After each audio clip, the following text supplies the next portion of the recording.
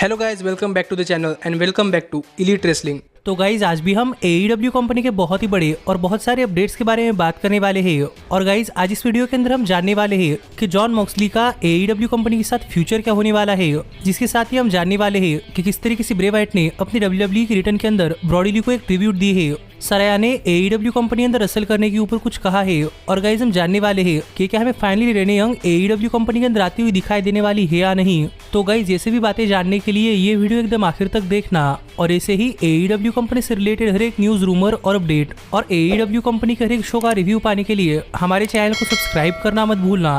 पर गाइज अब ज्यादा देर ना लगाते हुए चलिए वीडियो शुरू करते हैं। और सबसे पहले बात करते हैं ब्रे वाइट की और जानते हैं कि किस तरीके से ब्रे वाइट ने WWE कंपनी में अपने रिटर्न में अपने दोस्त ब्रॉडी ली को एक ट्रिब्यूट दी है। तो गाइज अगर आपने इस साल का WWE कंपनी का एक्सट्रीम रूल्स पेपर देखा है तो आपको पता होगा कि फाइनली इस साल के एक्सट्रीम रूल्स 2022 पेपर के अंदर हमें ब्रे वाइट अपना रिटर्न करते हुए दिखाई दिए थे, जो कि काफी सारे फैंस के लिए काफी अच्छी बात थी, क्योंकि काफी सारे फैंस वाइट को दोबारा से WWE कंपनी अंदर देखना चाहते थे। और फाइनली वाइट भी WWE कंपनी अंदर वापस आ चुके हैं। पर गाइज अगर आपने ब्रे वाइट का WWE कंपनी अंदर रिटर्न अच्छी तरीके से देखा है तो आप समझ सकते हैं कि यहाँ पर ब्रे वाइट ने अपनी इस रिटर्न के अंदर अपने पुराने दोस्त यानी कि ब्रॉडी ली को एक ट्रिब्यूट दी है। और इस तरीके से क्योंकि गाइज अपने इस रिटर्न के अंदर जो ब्रे वाइट ने काफी सारे फायरफ्लाई फनहाउस के कैरेक्टर्स इस्तेमाल किए थे, जैसे कि पिग, रैबिड, ड्रैगन या फिर सिस्टर एबिगेल। तो गाइज इन सभी चीजों के अंदर जो सिस्टर एबिगेल थी, तो गाइज यहाँ पर जो सिस्टर एबिगेल ने मास्क पहना था तो वो मास्क किसी और का नहीं बल्कि ब्रॉडी ली का था, जो कि ब्रॉडी ली WWE कंपनी अंदर अपने ब्लेजेंड ब्रदर्स के रन के दौरान अपने एंट्रेंस के लिए पहना करते थे।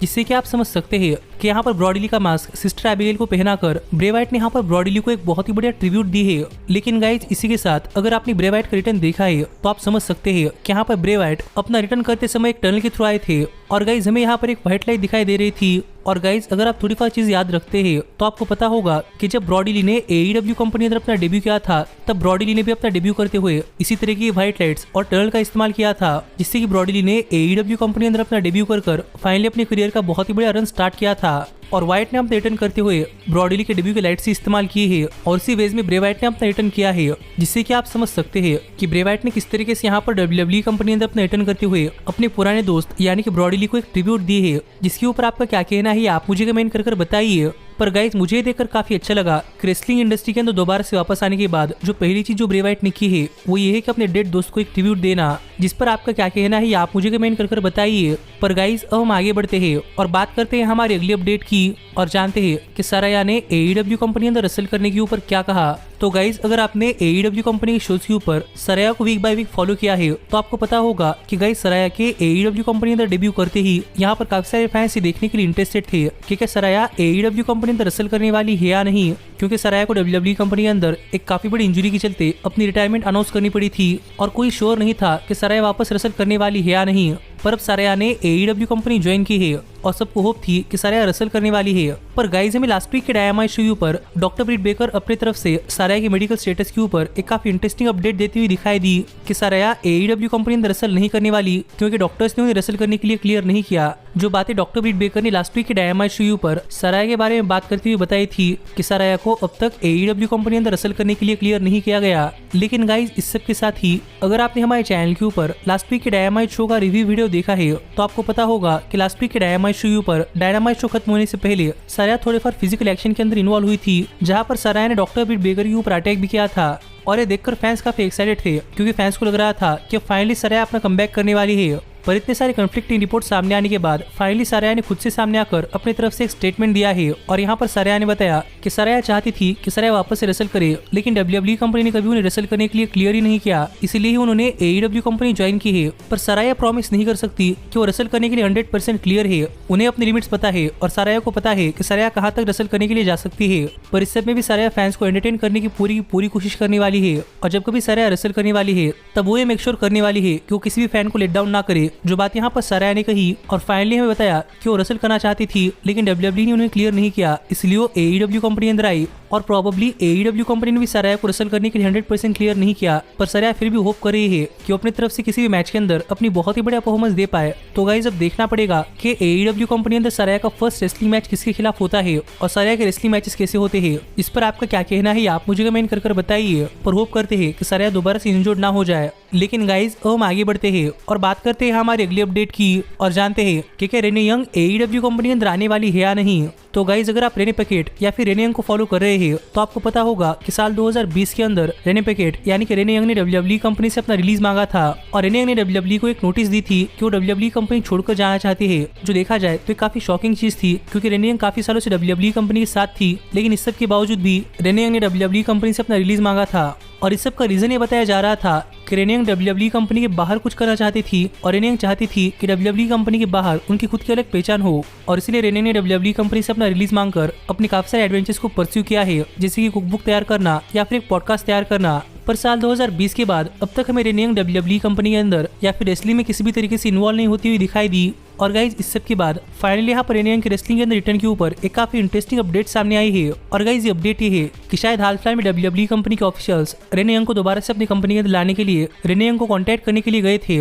पर गाइज तब शायद WWE कंपनी के ऑफिशियल्स और रेने यंग के बीच में कुछ बातचीत हुई है और अब WWE कंपनी के ऑफिशियल्स को लग रहा है कि शायद रेने यंग WWE कंपनी के अंदर वापस नहीं आने वाली, क्योंकि शायद रेने यंग ने AEW कंपनी अंदर जाने का फैसला बना लिया है और अब Renee Young AEW company join करने वाली है। जो बातें हाल फिलहाल में WWE कंपनी के ऑफिशियल्स ने बताई है कि WWE कंपनी के ऑफिशियल्स को लग रहा है कि शायद रेने यंग अपने हस्बैंड को ज्वाइन करते हुए AEW कंपनी ज्वाइन करने वाली है और इसीलिए वो दोबारा से WWE कंपनी अंदर वापस नहीं आने वाली। जिस पर आपका क्या कहना है आप मुझे कमेंट कर बताइए। लेकिन गाइज अगर ये अपडेट सच है और रेने यंग दोबारा से WWE कंपनी अंदर वापस आने वाली है तो मेरे हिसाब से रेने यंग के लिए और जॉन मॉक्सली के लिए काफी अच्छी चीज हो सकती है, क्योंकि वो फाइनली एक ही कंपनी के लिए काम करेंगे और वो एक दूसरे के साथ काफी ज्यादा टाइम स्पेंड कर सकते हैं, जिसके साथ ही रेने यंग AEW कंपनी के ब्रॉडकास्ट टीम के अंदर एक काफी बढ़िया अथॉरिटी फिगर बन सकती है। तो देखना पड़ेगा कि रेने यंग AEW कंपनी अंदर कब आती है और रेने यंग के AEW कंपनी ज्वाइन करने से AEW कंपनी अंदर कितने सारे चेंजेस आते हैं। लेकिन गाइज अब हम आगे बढ़ते हैं और बात करते हैं हमारे सबसे बड़े अपडेट की और जानते हैं कि हाल फिलहाल में जॉन मॉक्सली के फ्यूचर को लेकर कौन सी बड़ी और इंटरेस्टिंग अपडेट सामने आई है। तो गाइज अगर आप जॉन मॉक्सली को फॉलो कर रहे हैं तो आपको पता होगा कि साल 2018 के अंदर WWE कंपनी छोड़कर जाने के बाद 2019 के अंदर जॉन मॉक्सली ने AEW कंपनी ज्वाइन की थी और तब से लेकर अब तक जॉन मॉक्सली AEW कंपनी अंदर रसल कर रहे हैं और जॉन मॉक्सली AEW कंपनी अंदर एक बार नहीं दो बार नहीं बल्कि 4 बार वर्ल्ड चैंपियन भी बने हैं और वो AEW कंपनी के टॉप स्टार के साथ साथ AEW कंपनी के एक की फिगर भी बन चुके हैं। लेकिन गाइज इस सब के बाद फाइनली यहाँ पर जॉन मॉक्सली के फ्यूचर के ऊपर एक काफी इंटरेस्टिंग अपडेट सामने आ रही है, क्योंकि गाइज अगर आपको नहीं पता तो मैं आपको बताना चाहूंगा कि साल 2019 के अंदर जॉन मॉक्सली ने AEW कंपनी के साथ 3 साल कॉन्ट्रैक्ट साइन किया था और 1 साल ऑप्शनल था, यानी कि 1 साल के लिए जॉन मॉक्सली चाहे तो AEW कंपनी के साथ कंटिन्यू कर सकते हैं या फिर वो AEW कंपनी छोड़कर जा सकते हैं। जिसका मतलब ये है कि गाइज मॉक्सली के ओरिजिनल कॉन्ट्रैक्ट के 3 साल खत्म हो चुके हैं और मॉक्सली का AEW कंपनी के साथ ऑफिशियल कॉन्ट्रैक्ट खत्म हो चुका है। और यहीं पर जॉन मॉक्सली फ्यूचर के ऊपर बात करते हुए AEW कंपनी ने एक ऑफिशियल स्टेटमेंट रिलीज किया कि जॉन मॉक्सली ने AEW कंपनी के साथ फिर एक बार एक कॉन्ट्रैक्ट साइन कर लिया है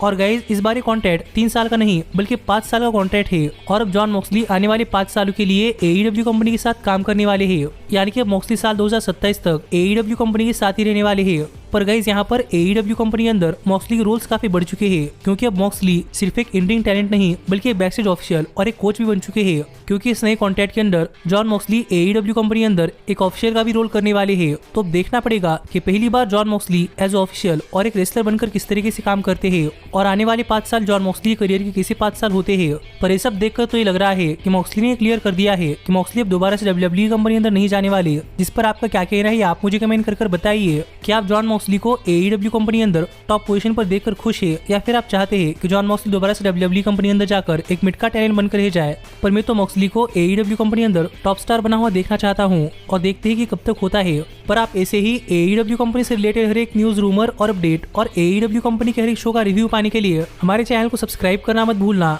और गाइज अब मैं मिलता हूं आपसे अगली वीडियो के अंदर, पर तब तक stay healthy, stay happy and keep watching elite wrestling. Hey, did you like that video? Click the screen for more.